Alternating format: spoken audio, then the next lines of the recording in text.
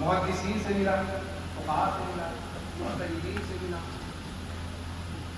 ائمہ مجتہدین سے ملا، ائمہ محدثین سے ملا، ائمہ مفسرین سے ملا، ایسے ہی دین کا جتنے بھی ائمہ مفسرین ملا، جتنے بھی ائمہ مفسرین، جتنے بھی مجتہدین ہیں، جتنے بھی محدثین ہیں، سب بالواسطہ یا بلا واسطہ اہل بیت کے شاگرد ائمہ محدثین جتنے ہیں، جتنے محدثین ہیں، امام بخاری ہو، امام مسلم ہو، امام ترمذی ہو، امام ابو داؤد ہو، ابن ماجہ ہو، جتنے بھی ہیں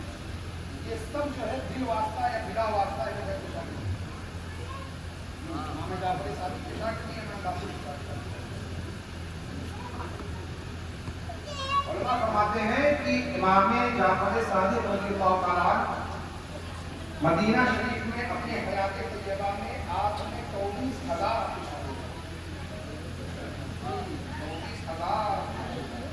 امام جعفر اور سنیے، امام اعظم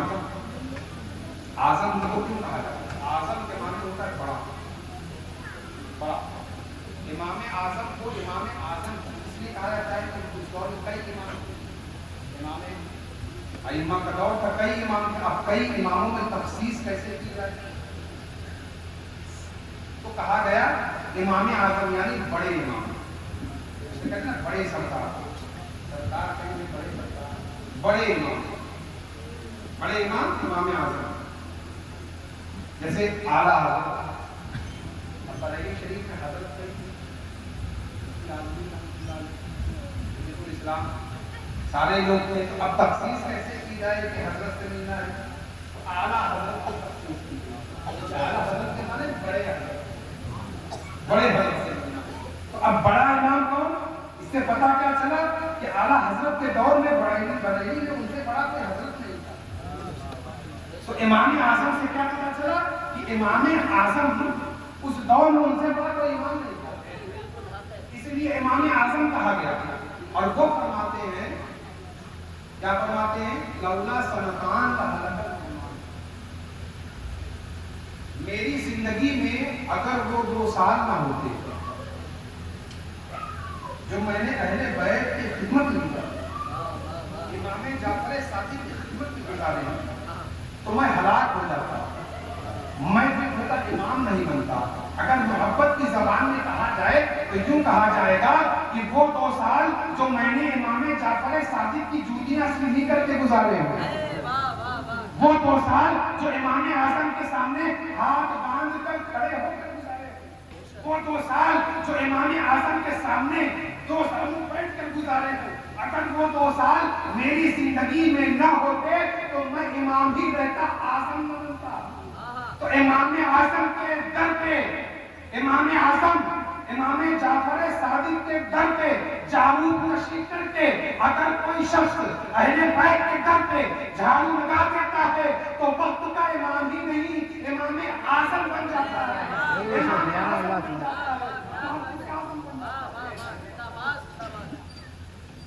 یہ ہے امام اعظم کی شان، یہ ہے امام جعفر صادق کی شان۔ اب آ جاؤ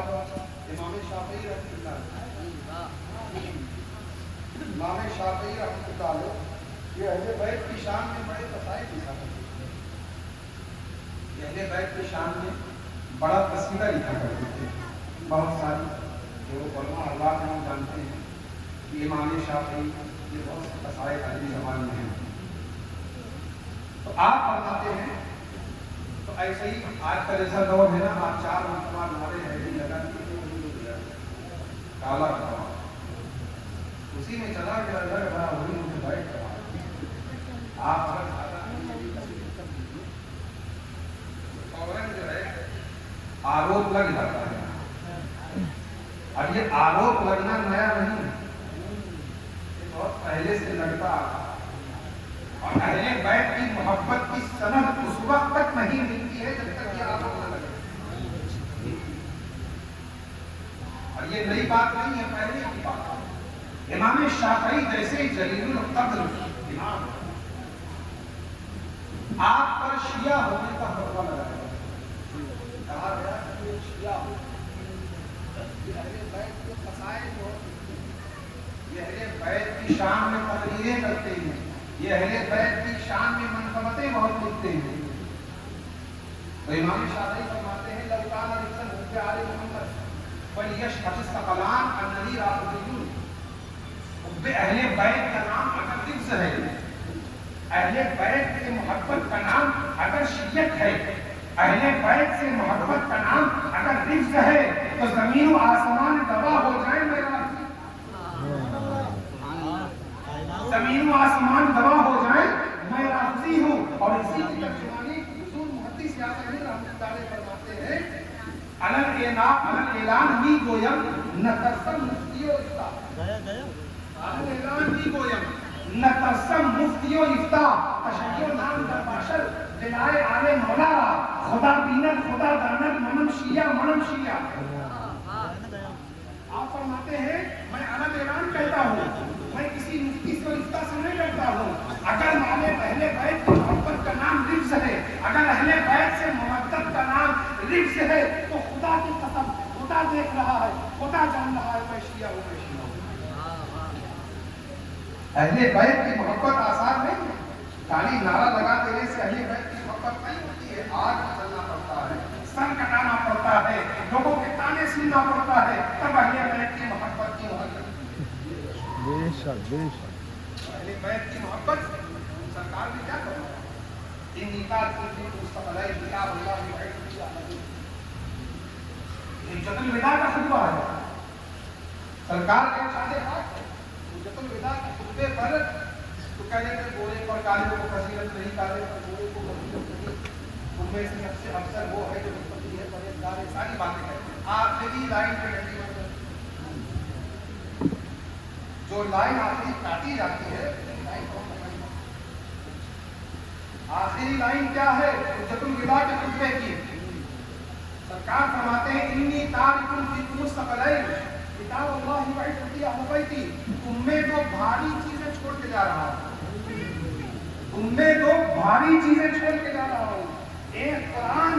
ایک اہل بیت سبحان اللہ ایک قرآن ایک اہل بیت نہ قرآن اہل بیت سے جدا ہے نہ اہل بیت قرآن سے جدا ہے یہ دونوں قیامت تک ساتھ میں رہیں گے حشر میں سبحان اللہ اہل بیت کا معاملہ آسان نہیں ہے سیدنا عبداللہ بن عباس رضی اللہ تعالیٰ عنہ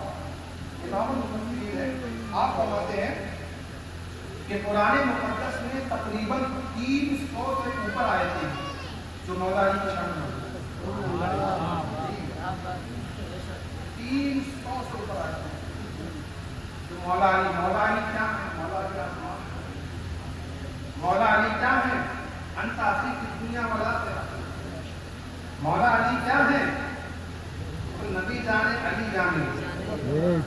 لینے والا جانے دینے والا جانے علی کیا ہے اور علی کا ذکر یہ پہچان ہے اس دور میں یہی عبداللہ بن عباس فرماتے ہیں کہ ہم نے جب کوئی شخص مومن اور منافق میں تمیز کرنا ہے پہچان کرے منافق سمجھتے ہیں آپ لوگ منافق کون ہوتا ہے منافق کو ہوتا ہے جو کرتا بھی پہنے پائجامہ بھی پہنے جوتا بھی پہنے ٹوپی بھی لگائے امامہ بھی لگائے چادر بھی پہنے رکوع بھی کرے سجدہ بھی کرے ہندو کی ایمان سے پالنا اس کو کہتے ہیں منافق جو سازشیں کرے جو پلاٹ بچائے نبی کے خلاف سازشیں کرے میٹنگیں کرے تعلیم وہ منافق یہ جگہ نبی کے خلاف میٹنگ ہوئی تھی اس جگہ کا نام تعلیم ندوہ تھا اللہ نے ان کی آپ لوگوں نے کہاں سے سب آ گیا مدرسے کا نام مکے میں جس جگہ منافق لوگ جیسے آپ لوگ کیا اڈا بولتے ہیں کوئی کہیں نہ ملے اڈے میں ملے گا پنچایت جہاں ہوتی ہے جہاں لوگ شام کو ٹہلنے اڑنے جاتے ہیں اپنی جگہ بیٹھتے ہیں ہر ایک کا اپنا اڈا ہو تو منافقین کا جو اڈا تھا اس جگہ کا نام دارالندوا تھا تو وہ وہیں بیٹھتے تھے منافقین اب جب تابعین کا زمانہ آیا تو सहाबा तो पहचान लेते थे कि मुनाफिक कौन है। ताबईन का जमाना आया, तफ्सीर मुश्किल हो गई। तो अब्दुल्ला बिन अब्बास से किसी ने पूछा कि हम कैसे पहचाने कौन मोमिन है कौन मुनाफिक है। ये भी टोपी रखे हैं, वो आप भी टोपी लगाए हैं, ये भी नमाजें पढ़ते हैं, मुसलमान भी नमाजें पढ़ते हैं, ये भी रोजा रखते हैं, मोमिन भी रोजा रखते हैं, ये भी हज करते हैं, मोमिन भी हज करते हैं, ये भी ज़कात देते हैं, मोमिन भी ज़कात देते हैं, ये भी बयान करते हैं, मोमिन भी बयान करते हैं, ये भी रुकू करते हैं, मोमिन भी रुकू करते हैं। हम तखसीस कैसे करें, हम कैसे पहचाने कि कौन अपना है और कौन पराया है, कौन वफादार है, कौन गद्दार है, कौन मुहिब्बे रसूल है, कौन मुबग़िज़े रसूल है, कौन जो है रसूल वाला है, कौन शैतान वाला है। तो हज़रत अब्दुल्लाह बिन अब्बास फरमाते हैं, कुन्ना नारिफु मुमिनन व मुनाफिकन बिहुब्बि अली व बिबुग़्ज़ि अली। हम जो है मोमिन और मुनाफिक में ऐसे तमीज करते कि उसके सामने अली का जिक्र कर देते, अगर उसका चेहरा मोहब्बत से शादाब हो जाता तो समझ जाते अल्लाहु अकबर, चेहरे पर अल्लाहु अकबर, या रसूल अल्लाह, या रसूल अल्लाह, या अली, या अली। अली है कौन कौन, हैदर के दर का देख, अली है कौन कौन। हम पहचान जाते कि अगर किसी के चेहरे पर गुलाबियाँ बदल गया है, अगर किसी के चेहरे पर थोड़ा बहुत